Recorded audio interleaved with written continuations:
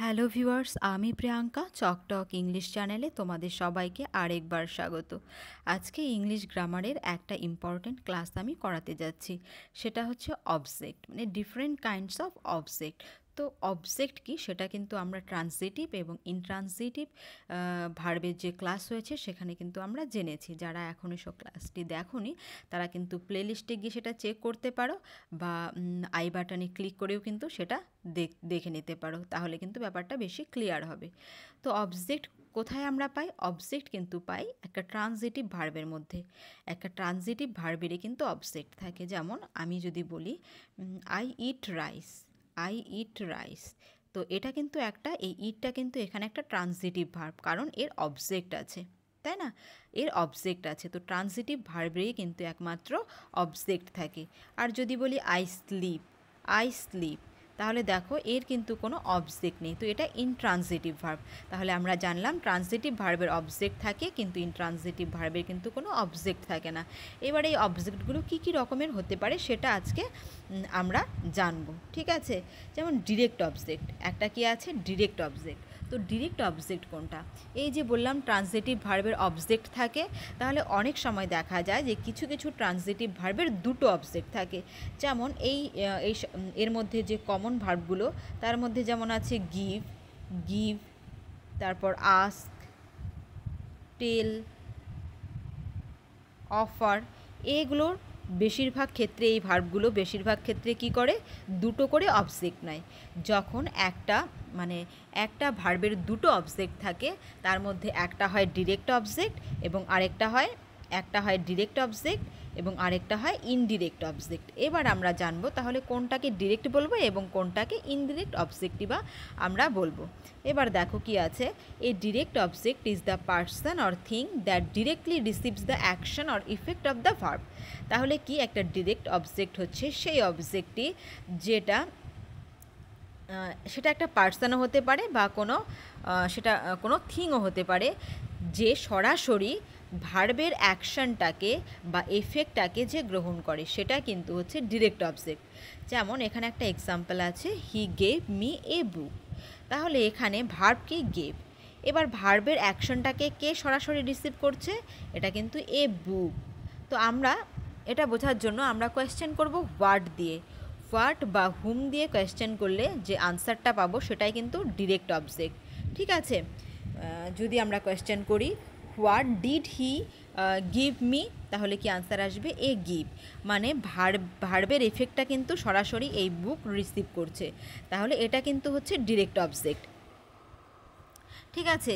এবার indirect object কোনটা? Indirect object হচ্ছে যে ডিরেক্ট অবজেক্ট আমরা কি পেলাম? এ বুক, এর যে রিসিভার তাকে আমরা বলবো ইনডিরেক্ট অবজেক্ট, ঠিক আছে? এই ডিরেক্ট অবজেক্টের রিসিভার হচ্ছে ইনডিরেক্ট অবজেক্ট, সেটাকে এখানে এই সেন্টেন্সে কিন্তু মি, মানে an indirect object is the word or phrase that receives the direct object. মানে ডিরেক্ট অবজেক্ট কে রিসিভ করছে সেই হচ্ছে ইনডিরেক্ট অবজেক্ট। যেমন ওই সেম এক্সাম্পল যদি দেই, হি গেভ মি এ বুক। এবার এই বইটা কে রিসিভ করছে? কে রিসিভার? এই বইটার রিসিভারটাকে যদি বলি বইটা মানে কে পেয়েছে, কে রিসিভ করেছে, তাহলে আনসার কিন্তু আসবে মি, আমি কিন্তু পেয়েছি বইটা। তাহলে ডিরেক্ট অবজেক্টের রিসিভার হচ্ছে ইনডিরেক্ট অবজেক্ট, বোঝা গেল?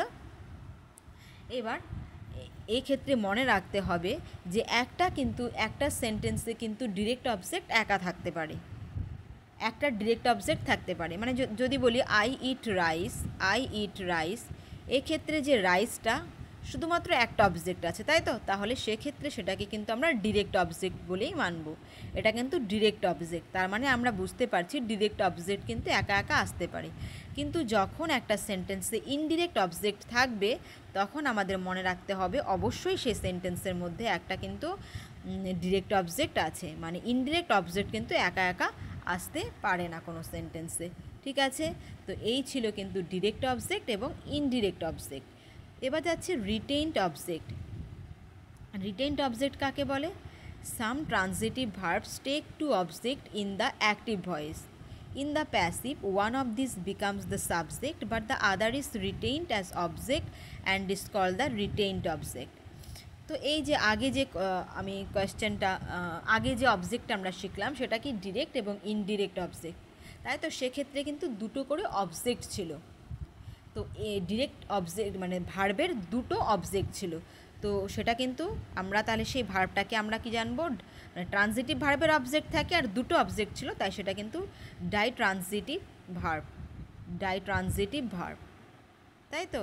এবার এরকম ট্রানজিটিভ ভার্ব যার দুটো অবজেক্ট আছে, সেই অবজেক্টগুলোকে যখন অ্যাক্টিভে থাকে, যখন সেটা অ্যাক্টিভ ভয়েসে থাকে, তখন অ্যাক্টিভ থেকে যখন অ্যাক্টিভে একটা সেন্টেন্স ধরো অ্যাক্টিভে আছে, এবার সেটার থেকে মানে দুটো অবজেক্ট আছে এবং সেটা অ্যাক্টিভ ভয়েসে আছে, এবার সেই সেন্টেন্সটাকে আমরা এবার প্যাসিভ করব। এবার অবজেক্ট তো দুটো, আমরা কি জানি অবজেক্টটাকে ভয়েস চেঞ্জে কী করতে হয়, সাবজেক্ট করতে হয়, এবং দুটো অবজেক্ট তার মানে কি একই সময়ে আমরা দুটো অবজেক্টকে সাবজেক্ট করতে পারবো না, যে কোনো একটাকে করতে হবে। এবার একটাকে যদি অবজেক্টকে যদি সাবজেক্ট করি তাহলে আরেকটা সাবজেক্ট পড়ে থাকবে, তো সেই যে পড়ে থাকা বা অবশিষ্ট যে অবজেক্টটাকে সেটাকেই বলে রিটেইনড অবজেক্ট, নামটা দেখিয়ে কিন্তু বোঝা যাচ্ছে। যেমন এক্সাম্পল দিয়ে বোঝালে কিন্তু ব্যাপারটা আরও বেশি ক্লিয়ার হবে। যেমন কি আছে, হি টট মি ইংলিশ, তাহলে অবশ্যই বুঝতে পারছো এখানে টট ভার্বটা কিন্তু ট্রানজিটিভ ভার্ব, মানে এর কিন্তু দুটো অবজেক্ট আছে, কি কি, হি টট মি ইংলিশ, হি টট মি ইংলিশ, তাই তো। মিটা একটা অবজেক্ট, ইংলিশটা একটা অবজেক্ট, ইংলিশটা হচ্ছে ডিরেক্ট অবজেক্ট এবং মিটা হচ্ছে ইনডিরেক্ট অবজেক্ট। এবার এটা আছে অ্যাক্টিভ ভয়েসে, আমরা বুঝতে পারছি এটা আছে অ্যাক্টিভ ভয়েসে। এবার এটাকে ভয়েস চেঞ্জ করব, তাহলে আমাদের কি করতে হবে, দুটো অবজেক্ট আছে, যে কোনো একটা অবজেক্টকে আনতে হবে। তাহলে প্রথমে আনলাম মিটাকে, আমরা এবার অবজেক্টটাকে সাবজেক্ট করব, তাহলে মি কি হয়ে যাবে, মি কিন্তু হয়ে যাবে আই, তাই তো। আই ওয়াজ, যেহেতু past indefinite tense, I was V3 টট। এবার দেখো আই ওয়াজ টট, এবার আরেকটা আমাদের কি ছিল, আরেকটা অবজেক্ট ছিল ইংলিশ, সেই অবজেক্টটা কিন্তু অবজেক্টের জায়গায় পড়ে রইল, তাহলে এই সেন্টেন্সে কিন্তু আমরা এই ইংলিশটাকে রিটেইনড অবজেক্ট বলবো, ঠিক আছে। আবার এবার যদি আমরা এই অবজেক্টটাকে ইংলিশটাকে আমরা এবার সাবজেক্ট করি, ইংলিশ ওয়াজ টট, এবার ইংলিশটাকে সাবজেক্ট করলাম, তাহলে পড়ে থাকলো কি, পড়ে থাকলো কিন্তু মিটা সেক্ষেত্রে, তাহলে এক্ষেত্রে কিন্তু এই মিটা হয়ে গেল আমাদের রিটেইনড অবজেক্ট বাই হিম। তাহলে বোঝা গেল রিটেইনড অবজেক্ট মানে অ্যাক্টিভ ভয়েস থেকে প্যাসিভ করার সময় যে অবজেক্টটা অবশিষ্ট পড়ে থাকবে, দুটো অবজেক্ট যেহেতু ট্রানজিটিভ ভার্ব, তার মধ্যে যেটা অবশিষ্ট পড়ে থাকবে সেটাই কিন্তু রিটেইনড অবজেক্ট, ঠিক আছে। এবার যাচ্ছি কগনেট অবজেক্ট। কগনেট অবজেক্ট কি, a direct object that has the same linguistic derivation as the verb which governs it। এবার আমরা দেখতে পেলাম যে কগনেট অবজেক্ট কিন্তু একটা ডিরেক্ট অবজেক্ট অবশ্যই, এবং সেটার কি যে ভার্বটা থেকে এই মানে যে অবজেক্টটা আছে সেটা সেই ভার্ব থেকেই তৈরি হচ্ছে, সেই ভার্বেরই মানে মিনিংটাই সেই অবজেক্টটা দিচ্ছে, সেটাই কিন্তু কগনেট অবজেক্ট। যেমন হি সিংস এ সং, এই সেন্টেন্সটা যদি আমরা দেখি তাহলে এখানে এই যে এ সং আছে এটা কিন্তু কগনেট অবজেক্ট, কেন না এখানে সিং ভার্ব থেকেই কিন্তু অবজেক্ট সংটা তৈরি হয়েছে, একই রকম না, সিং আর সং মানে একই লিঙ্গুইস্টিক, মানে এই ভার্ব থেকেই কিন্তু এটাকে মানে নেওয়া হয়েছে, তো এই জন্য এটা কিন্তু কগনেট অবজেক্ট, ঠিক আছে। আর এটা কিন্তু দেখো একটা ডিরেক্ট অবজেক্ট। এবার এই কগনেট অবজেক্ট আবার বিভিন্ন রকম হতে পারে, যেমন প্রথমটা দেখো, মানে আইডেন্টিফাই করতে সুবিধে হবে এক্ষেত্রে যদি আমরা সবগুলো নিয়ম জানি, যে এরকমভাবেও কগনেট অবজেক্ট আসতে পারে পরীক্ষাতে question. Strictly cognate both in form and in meaning, যেমন এটা স্ট্রিক্টলি কগনেট, একদম পিওর একটা কগনেট অবজেক্ট এটা এ সং, কেননা একদম ভার্ব যেটা আছে সেটাই এখানে কিন্তু নেওয়া হয়েছে অবজেক্ট হিসাবে, সিং সেখান থেকে সং, তাহলে এটা কিন্তু স্ট্রিক্টলি কগনেট। আবার কিছু কিছু আছে, যেমন পরের সেন্টেন্সটা দেখো, দে ফট এ ব্যাটেল, এক্ষেত্রে স্ট্রিক্টলি কগনেট ইন মিনিংয়ের ক্ষেত্রে কিন্তু এটা স্ট্রিক্টলি পিওর কগনেট, কিন্তু ফর্মের দিক থেকে কিন্তু এটা পিওরলি কগনেট না। কেমনভাবে, হি ফট এ ব্যাটেল, ফাইট মানে কি যুদ্ধ করা, ব্যাটেল মানেও কি যুদ্ধ, তাই তো। তাহলে মিনিংয়ের দিক থেকে কিন্তু এটা পিওর, কিন্তু ফর্মের দিক থেকে দেখো ফট আছে তার সাথে কিন্তু ফাইট নেই, ব্যাটেল আছে, তাহলে এটা কিন্তু মানে ফর্মের দিক থেকে কিন্তু পিওর না। তাহলে এটাও কিন্তু অবশ্যই কি, এই ব্যাটেলটা কিন্তু অবশ্যই একটা কগনেট অবজেক্ট, কিন্তু এটা strictly cognate in meaning but not in form. এবার পরে আছে হি ডিড হিজ বেস্ট। এই ডুইংটা ধরো উজ্জ্ব থাকলো কোনো সেন্টেন্সে, হি ডিড হিজ বেস্ট। তাহলে এখানে বেস্ট কি, অবশ্যই একটা adjective, an adjective qualifying the cognate noun understood. মানে অনেক সময় এরকমভাবে থাকে, মানে হি ডিড হিজ বেস্ট, তার দ্বারা কি বোঝাচ্ছে, মানে সে তার বেস্টটা করেছিল, মানে সে তার বেস্ট ডুইংটা করেছিল সেটা বোঝাচ্ছে। কিন্তু এই কগনেট অবজেক্টটা আমাদের মানে উজ্জ্ব থাকছে, সেটা আমাদের বুঝে নিতে হচ্ছে, আন্ডারস্টুড। কগনেট নাউন মানে an adjective qualifying the cognate noun understood. এই অ্যাডজেক্টিভটা কিন্তু এই যে কগনেট যে আমাদের অবজেক্টটা আছে সেটা কিন্তু বুঝিয়ে দিচ্ছে, না থাকার পরেও কিন্তু সেন্টেন্সে বুঝিয়ে দিচ্ছে। তো সেটাও কিন্তু আমাদের কগনেট অবজেক্টের মধ্যে পড়তে পারে। ঠিক আছে, এরকম সেন্টেন্স তো থাকতে পারে। এবার যাচ্ছি পরে, we must fight it. The we must fight ইট, এটা কি কগনেট নাউন এক্সপ্রেসড বাই ইট। এবার কিন্তু এই যে ফাইট ইট, ইট কথাটার দ্বারা কিন্তু এখানে এটাও কিন্তু কগনেট নাউন বা কগনেট অবজেক্ট বোঝাচ্ছে। এবার কগনেট নাউন কেন বলছি, একটা অবজেক্ট কে হতে পারে, নাউন বা প্রনাউনই তো একটা সেন্টেন্সের একটা ভার্বের অবজেক্ট হতে পারে, তাই না? তাহলে এই ইট যখন সেই কগনেট অবজেক্ট হিসাবে ব্যবহার করা হয়। উই মাস্ট ফাইট ইট মানে বোঝাচ্ছে we must fight the fight. ঠিক আছে, এই দ্য ফাইট কথাটা ইটের দ্বারা বোঝাচ্ছে, তার মানে এটাও কিন্তু একটা কগনেট অবজেক্ট। যখন সেটা কি হয়, কগনেট নাউনটা এক্সপ্রেসড হয় কার দ্বারা, ইটের দ্বারা। তো এই প্রত্যেকটা কিন্তু এক্সাম্পল তোমরা দেখে রাখবে। অনেক মানে হুবহু হি সিংস এ সং এরকম নাও আসতে পারে, বা হি র্যান এ রেস, হুবহু এরকম নাও আসতে পারে। যেমন হি ফট এ ব্যাটেল, সেটাও কিন্তু কগনেট অবজেক্টের মধ্যে পড়লো। তো এগুলো সবই কিন্তু জেনে রাখা দরকার। ঠিক আছে, এবার যাচ্ছি ফ্যাক্টেটিভ অবজেক্ট। এবার ফ্যাক্টেটিভ অবজেক্টটা কি, a transitive verb sometimes requires beside its object some other word to make the sense complete. This word is called the factitive object. এবার একটা ট্রানজিটিভ ভার্বের অনেক সময় এরকম হয় যে অবজেক্ট আছে, একটা ডিরেক্ট অবজেক্ট কিন্তু আছে, তারপরেও না সেন্টেন্সের মিনিংটা ফুলফিল হচ্ছে না, মনে হচ্ছে আরও কিছু ওয়ার্ডের প্রয়োজন আছে। তো এই সব যে ওয়ার্ডগুলো ওই সেন্টেন্সের সেন্সটাকে কমপ্লিট করে সেটাকে কিন্তু বলে কমপ্লিমেন্ট। তোমাদের বারবার বলছি, আমি যে ক্লাসটি আগে নিয়েছি ট্রানজিটিভ ইনট্রানজিটিভ ভার্বের, সেই ক্লাসটা কিন্তু অবশ্যই দেখে আসবে, তাহলে কিন্তু এই ব্যাপারগুলো খুব সহজ লাগবে। কমপ্লিমেন্ট বলে, সেটাকে বলে কমপ্লিমেন্ট, যে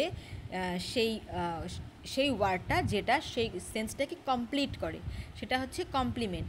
তো সেই কমপ্লিমেন্টটাকে কিন্তু আমরা ফ্যাক্টেটিভ অবজেক্ট বলবো। তাহলে this word is called the factitive object. যেমন আমরা যদি বলি হি কল্ড মি, এটাকে বাদ দাও, এই পরে কী আছে সেটা আমরা ভুলে গেলাম। ধরো একটা সেন্টেন্স লিখলাম হি কল্ড মি, ঠিক আছে, হি কল্ড মি যখন আমরা বললাম, বা হি মেড মি, যদি বলি হি মেড মি, তাহলে মনে হচ্ছে না যে আরেকটা কিছু ওয়ার্ড হলে হয়তো সেন্টেন্সটা মানে মানে কমপ্লিট হতো। তাহলে এই যে আরেকটা ওয়ার্ড আমরা বসিয়ে সেন্টেন্সটাকে কমপ্লিট করলাম, সেটা হচ্ছে কি কমপ্লিমেন্ট। আর সেই কমপ্লিমেন্টটাই এক্ষেত্রে কি হয়ে যাচ্ছে, ফ্যাক্টেটিভ অবজেক্ট। আর এই ভার্বটা কল্ড ভার্বটা সেক্ষেত্রে হয়ে যাবে ফ্যাক্টেটিভ ভার্ব। যেমন হি কল্ড মি এ ফুল, ঠিক আছে, তো এই ফুলটা কী করলো, এই সেন্সটাকে কমপ্লিট করলো, তার মানে এটা কমপ্লিমেন্ট এবং এটাই কিন্তু ফ্যাক্টেটিভ অবজেক্ট। সেক্ষেত্রে কি থাকছে, আমরা দেখতে পাচ্ছি ভার্ব এবং তারপরে কিন্তু ডিরেক্ট অবজেক্ট আছে, তার সাথে কিন্তু একটা কমপ্লিমেন্ট আছে, আর সেই কমপ্লিমেন্টটাই হচ্ছে গিয়ে আমাদের ফ্যাক্টেটিভ অবজেক্ট। ঠিক আছে, ক্লিয়ার? এবার যাচ্ছি আজকের লাস্ট অবজেক্ট, সেটা হচ্ছে অ্যাডভার্বিয়াল অবজেক্ট। এবার অবজেক্ট সাধারণত কি হয়, আমরা কি বললাম, অবজেক্ট মানেই কিন্তু সেটা কি হবে, নাউন বা প্রনাউন হবে, তাই তো? কোনো ভার্বের অবজেক্ট মানেই সেটা নাউন বা প্রনাউন হয়। এবার অনেক সময় কি হয়, অ্যাডভার্বটা অবজেক্ট হিসেবে কাজ করে, তাহলে সেটা কীরকম, a noun in the adjective case is sometimes used adverbially. তার মানে নাউনই ব্যবহার হচ্ছে অবজেক্ট হিসাবে, কিন্তু ব্যবহারটা হচ্ছে তার অ্যাডভার্বের মতো, সেটাই হচ্ছে আমাদের অ্যাডভার্বিয়াল অবজেক্ট। তো সেটা কী কী ক্ষেত্রে হয়, সেটা কি ডিনোট করার জন্য বোঝায়, সেটা distance, place, time, value, amount, weight, এইগুলো বোঝানোর জন্য কিন্তু সেই নাউনটা অ্যাডভার্বের মতো কাজ করে, আর সেটাই অ্যাডভার্বিয়াল অবজেক্ট। নাম দেখেই বোঝা যাচ্ছে অ্যাডভার্বিয়াল অবজেক্ট, মানে অবজেক্টটা কিন্তু অ্যাডভার্বের মতো কাজ করবে। যেমন হি ওয়েন্ট হোম, হোমটা কি একটা প্লেস, তাহলে আর এটা কি অ্যাডভার্ব, কিন্তু হোমটা কি অ্যাকচুয়ালি কি নাউন, কিন্তু কাজটা করছে কি এখানে অ্যাডভার্বের মতো, তাই এটা কিন্তু কি অবজেক্ট, এটা কিন্তু অ্যাডভার্বিয়াল অবজেক্ট। ঠিক আছে, ক্লিয়ার হলো? তো এই ছিল আজকের কিছু অবজেক্টের এক্সাম্পল। এগুলো কিন্তু ইম্পর্টেন্ট, স্পেশালি এসএসসি এসএলএসটির জন্য, বা আমাদের পিএসসি মাস্টার অ্যান্ড মিস্ট্রেস রিক্রুটমেন্টের যে এক্সাম হওয়ার কথা চলছে সেটার জন্য কিন্তু বিশেষভাবে গুরুত্বপূর্ণ। Thank you for watching, tata by.